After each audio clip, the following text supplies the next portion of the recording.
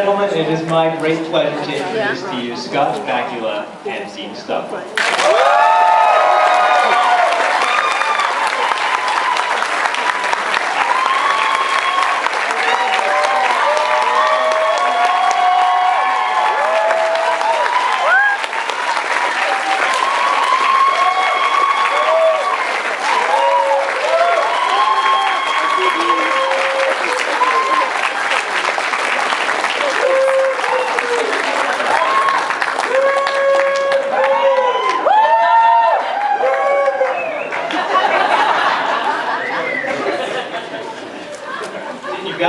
You've got a big fan. I don't know if we should let him on stage, though. Is he okay? He's all right? He's all right? Okay. You gonna sit there? You're gonna sit there. I said, all the way over here? How are we gonna hold hands? Stretching out. Can I do this? You can move the mics wherever you want. Well, yeah, because are you sure we're in somebody might want to take a picture of us together. Good morning. Good morning. Afternoon. Absolutely. Sorry about the delay, everyone. Were you guys in the wrong room? Is that what happened? Or? Yeah, we're in the wrong room. We're always in the wrong room. You guys are in the right place. There might be... Get out of here. Get your mic up there so you can talk.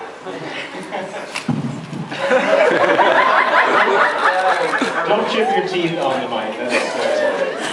Don't do that. Well, Ron, thanks for being here. Happy to be here. Thanks for having us. Very excited. I'm pretty excited to be up here with you guys. Now, I just want to ask a few questions before we open it up to the audience and get all their amazing questions as well. But for you guys now, looking back on Quantum Leap after all these years, what are your thoughts like? Did you have any idea back then that it would still be such a thing today, that people would still be into it? My first thought is, I never knew how Dean got the job.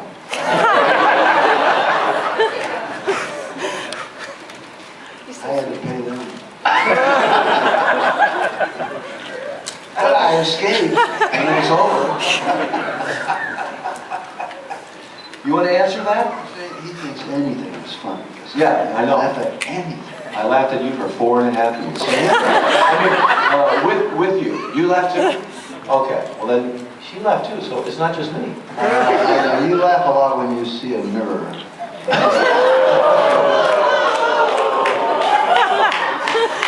I saw a lot of different people in the mirror for a lot of years.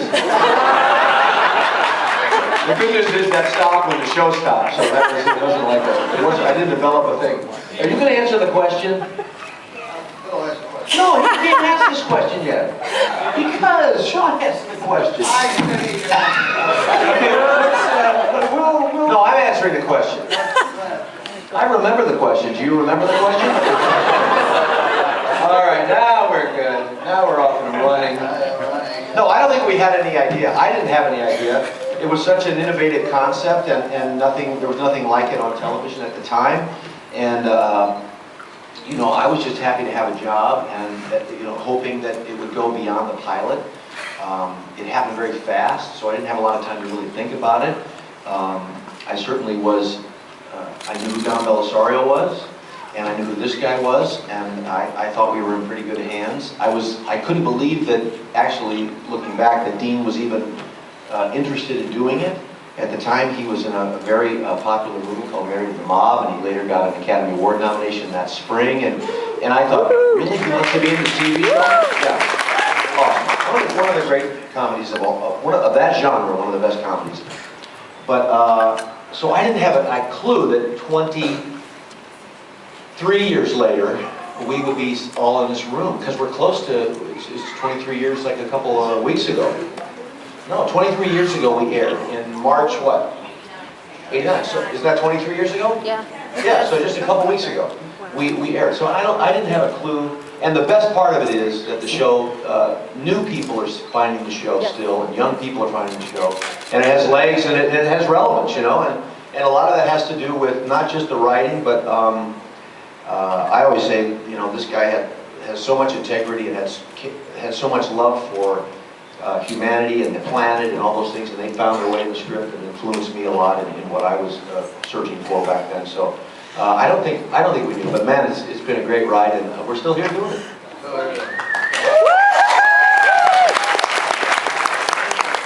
I'm not answering any more questions. I'll answer. Dean, did you have anything to add to that? No, I think you covered it pretty well.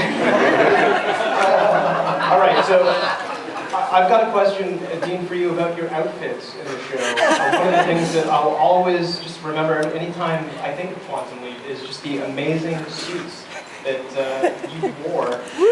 What were your thoughts when wardrobe would bring these to you, or was that actually just your regular clothes?